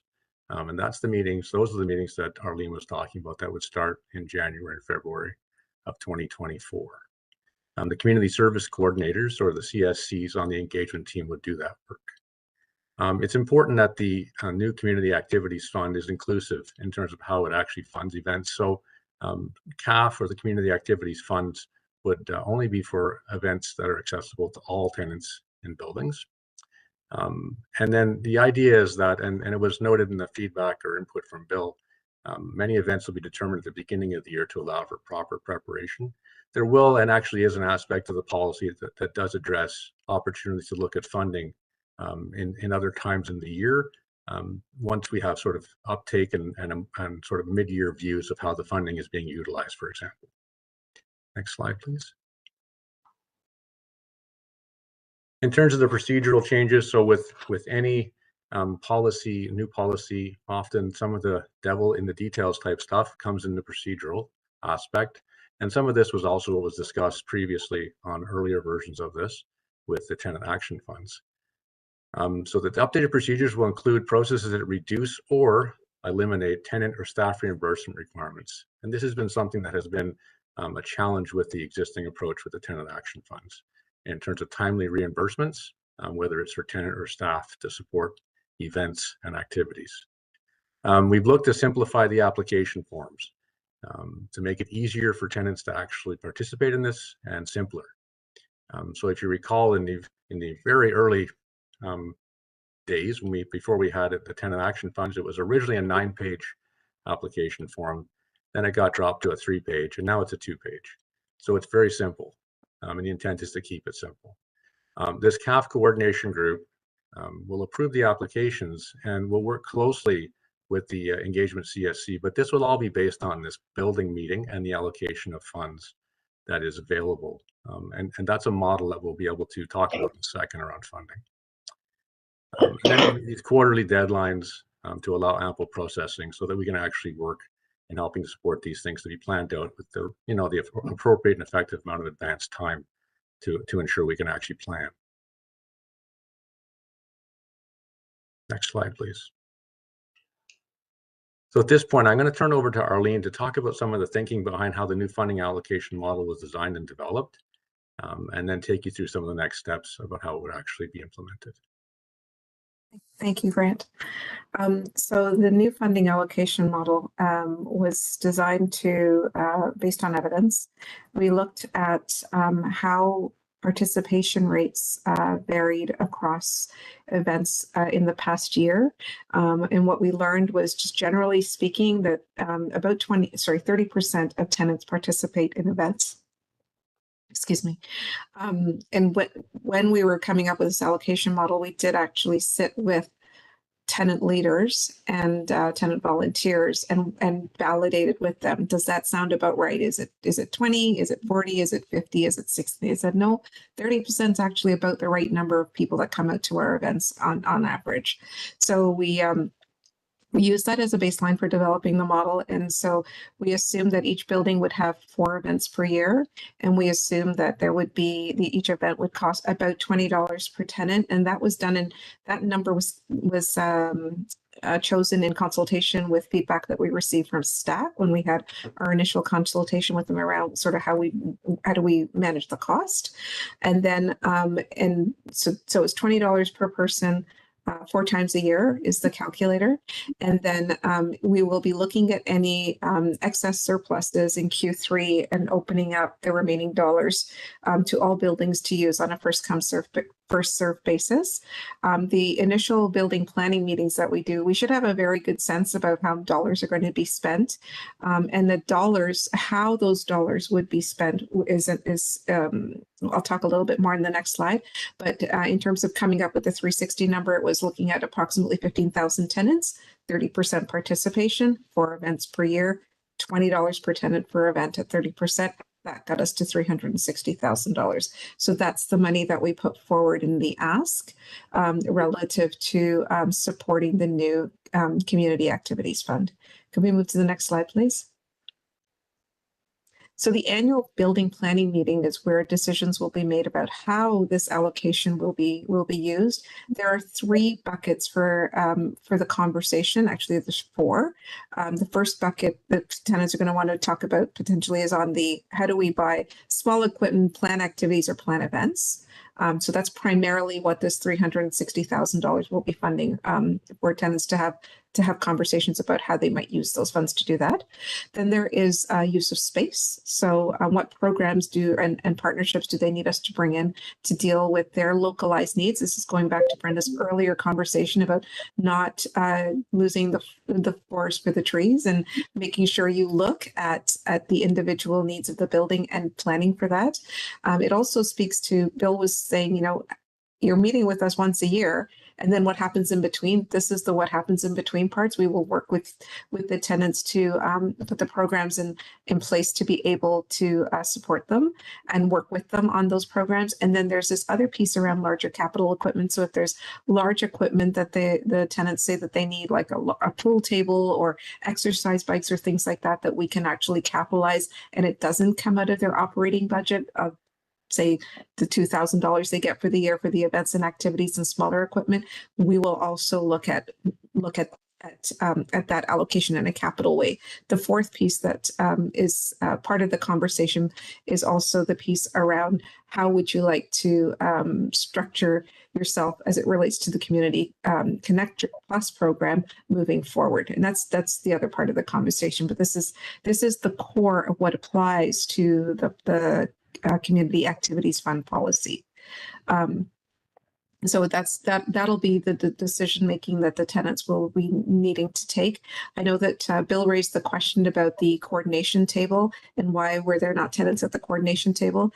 The decisions, all of the decisions about what's being made, what's going to be spent, will be made by the tenants in these meetings.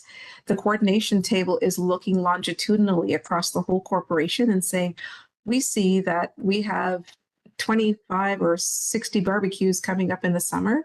Can we look at making some bulk purchases so that we reduce the overall cost to each building and perhaps put a little bit more money back into their buildings to be able to do more with what they have? That's the purpose of the coordination table. It's to look at all of the inputs the tenants have already given us on their priorities and then say, how do we manage the cost to get the biggest bang for our buck? So that's the purpose of the coordination table. If we could move to the next slide, please. And so the process is there would be an annual planning meeting as a first step. We would like to gain consensus on what is important. There would be a completion of the application process, which would be led as part of the planning meeting by the community services coordinators. There would be a review of the application at the coordination table to see how can we stretch the dollars? And then we would then have to plan for the event activity, order goods or equipment, and then start implementation throughout the year as they have desired to use their funds. If we can move to the next slide, please. So the next step is to present this revised policy to the board for approval and then begin the implementation, planning, and communications around it. And then we're beginning implementation in Q2 2024 because it is predicated, in order to start the new policy around funding, it is predicated on first having the annual building meetings that have to happen between January and late February into March, so that we could then actually begin starting to fund some of these programs. And we've taken a look at all of our data, and we know that this year actually, what we funded was only 6 activities in 5 buildings that were relative to the first quarter of the year. And of those activities, only 2 were time sensitive to the time of the year, one having to do with a Lunar New Year and one having to do with Valentine's Day. And so we will adjust ourselves accordingly to be able to meet those needs. If those buildings continue to have those as priorities, we will adjust our plans to try and accommodate that where we can, recognizing that if they decide to spend $1,000 and they only have a $2,000 budget on an event for the whole year, that will come out of their allocation for the whole year. So we're trying to adapt and adjust as we move along, but ultimately the implementation of this new policy begins in Q2 2024. And that's for us. Great. Thank you for that. And I will, your hand is up, Brenda, and I'm not sure if your question got answered. Not quite. The allocation per building, is there a dollar amount we're estimating per building? I mean, I know your estimation of $20 per tenant per, but is there a dollar amount we're affixing to each building? It's through the chair. It's not a fixed amount per building. Okay. It is based on the number of tenants, and of course any funding will have to be approved first by council, which is part of the other reason why we're waiting until Q2 to get started. And you mentioned the funding approved by council. What have we done up until now? We've had a smaller budget that we just managed internally. That's correct. So it's 360,000 estimated. What's been currently the money we've been spending? Our budget this year on this item has been around $150,000. And so we're looking at a market increase. We Yeah. also know that as it relates to the work that we have been doing with the introduction of community services coordinators, there has been a lot more uptake from the community around having tenant-led events. So we're seeing a real increase in that. And also, even based on this time last year, people weren't comfortable getting together. There's much more comfort in getting together this year. So there's an increase. And so we're trying to plan for some of that as well.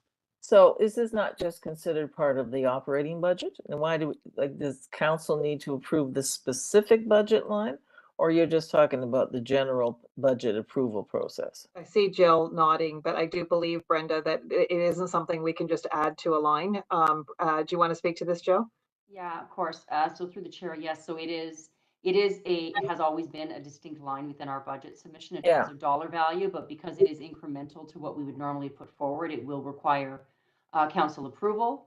And based on current scenario planning for budget, if there's further reductions requested from the city, then this would be an example of something that could be impacted in terms of what amount we get for 2020.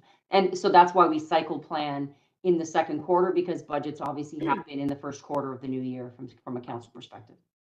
Okay, because I was wondering how many of these expenditures should just come under regular operating. Like, for example, holiday events. Have that not just been routinely paid for through your operating? No. So they are coming through. They're coming out of this pot. Yeah, either way, it would be an increase in the budget if you were adding it on, Brenda. Well, I can't see that city council is going to approve it because you're going from 150 to 360. So I think right away we have to prepare for it's going to get rejected, and then what do we do? And my final point is similar to what Bill's mentioned is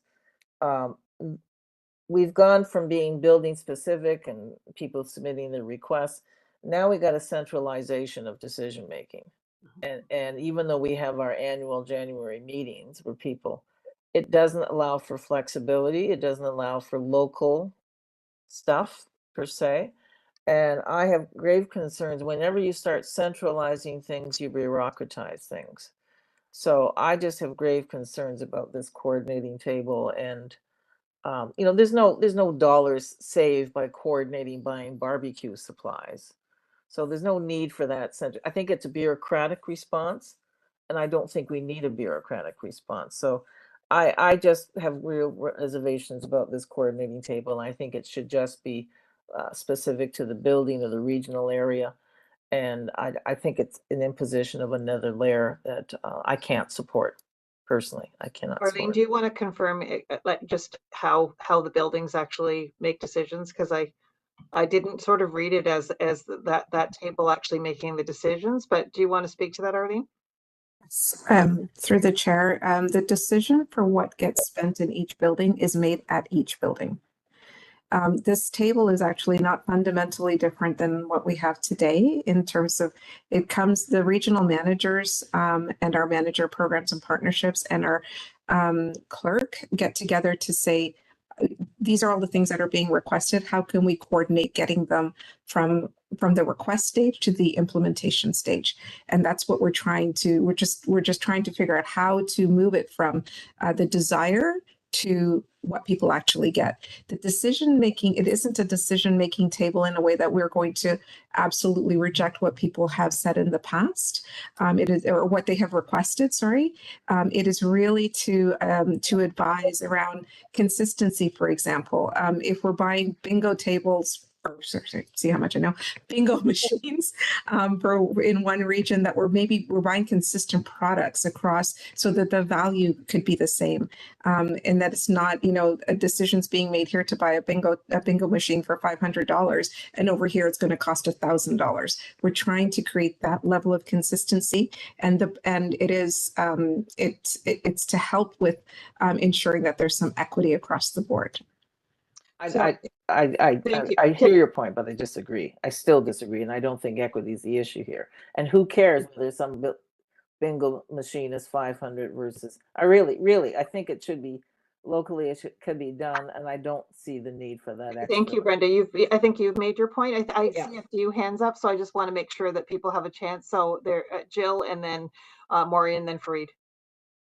Thank you. So just two quick points to add on to what Arlene has already said. I think the other thing as well, the table itself is not so much meant to be a circumvention of the input at the building level, as Arlene has said, but it also is, it gives on a regional basis a perspective on what's planned out for the entire year, so that funds could be appropriately managed. So if there is plans for a big event in a community at a certain point in the year, we're not having, other funds being spent earlier on when it's a greater value to a bigger event. And then the only other thing I would say, Brenda, on your comment about, the likelihood of it being approved because of the value, as staff, we have already started to look at scenario planning where if we are not successful in the whole ask, that we would look at a phased approach of some incremental money perhaps for 2024 that would get us moved towards the final model, but we will have to have those scenarios in hand as we get through the budget process. Thank you. And Maureen? Yeah, I do have a few little flags came up. I want to start with how this is being billed for the first time around. This is described as an annual. This will be an annual building meeting, and the first one will be coming up. Now, we've already talked about the Community Connect Plus. And rather than having 2 meetings at every building, it's of course more feasible to have one, combining both topics. I'm concerned about the billing and the promotion, because this first annual meeting is not going to be just about the CAFs. I do like the new name, by the way. It's also going to be about Community Connect Plus, and it has to be advertised that way. When tenants hear that there's funds available, there's going to be that first rush handful that always come rushing forward to say, I want money for this. And then there's going to be this whole larger group that's going to say, I don't know anything about that. I've never done it before. I don't know how to do it, so I'm not going to go. So I really think that the importance of letting them know this is the new system. Come and find out, ask your questions. Incorporated into this is extremely important. So tenants will know where they fit or where they can fit. I also am not big on the annual. I think the annual has to be absolutely soft, not hard, because it is going to change throughout the year. I remember the community priority decision-making thing that happened before, and it was disastrous. So I think that it's got to be a very soft annual, just so you can get a sense of the things, but not written in stone, because it's going to have to change. As the circles form, new ideas and new wishes are going to come forward. The other thing too, I mean, I understand that I understand the reasoning behind it. You have it written in that these building meetings are going to follow structured guidelines. Now, I know that's because you're going to get a million different ideas and you have to kind of rein it in somehow. But are these structured guidelines structured around the way tenants would like the guidelines to be put forward? What are these structured guidelines? Is this a meeting format that allows 5 minutes for this, 5 minutes for that, and 10 minutes for questions? And then we'll get back to you on that. What are these structured guidelines? If this is a with meeting, I don't understand how those can go together.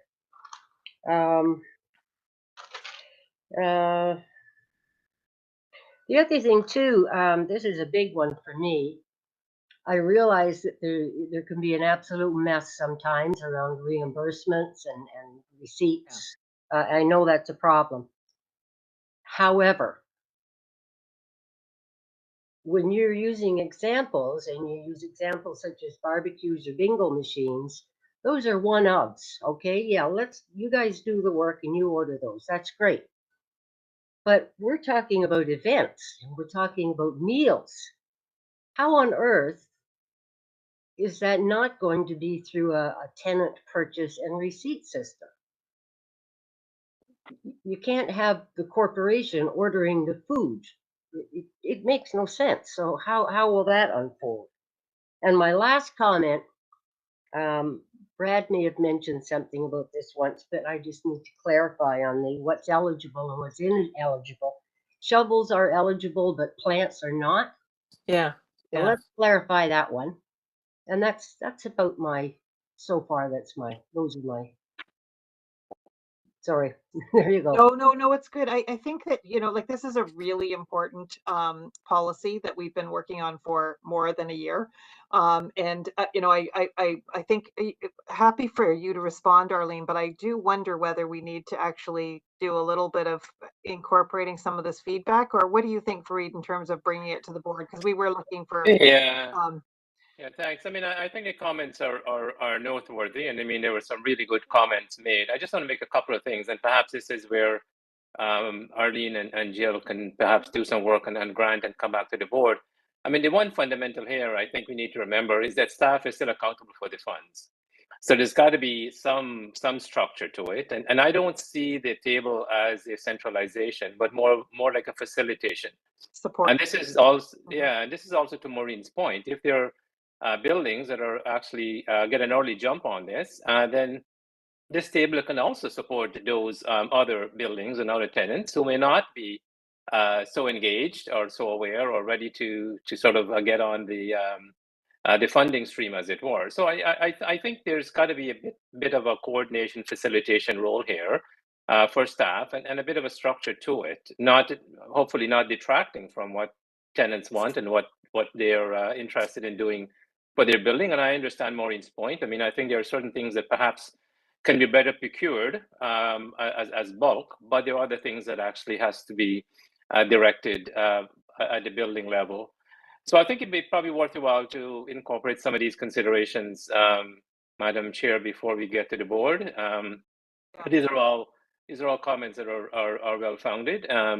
There is a bit of the need for a bit of a structure, but also that structure has to be posited within some flexibility to allow the tenants to direct their own activities, so to speak. But at the end of the day, there is still some accountability required for these funds that has to be with staff. And we may be. I mean, and Brenda alluded to this. I think that's why we're looking at Q2 for this, because we still have to go through a budget process to secure the requisite funding for all of this. So, so let's frame the discussion in that way to incorporate some of the comments here today before we take it to the board. Okay, no, that's good. I wondered even with a Q&A, kind of like, cause some of these are like questions that, like the what if the tenants are actually purchasing meals, what's the reimbursement, like, I agree.